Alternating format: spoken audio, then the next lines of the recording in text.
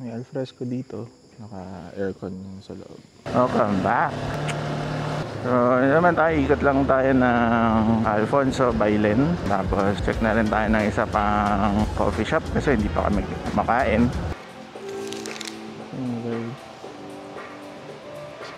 Board games, Monopoly.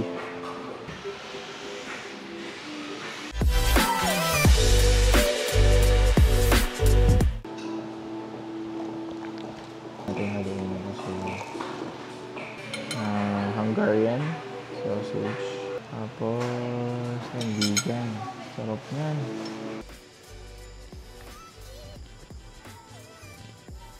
Been a good day. It's a nice weekend. Alright, so ride safe always. Ciao.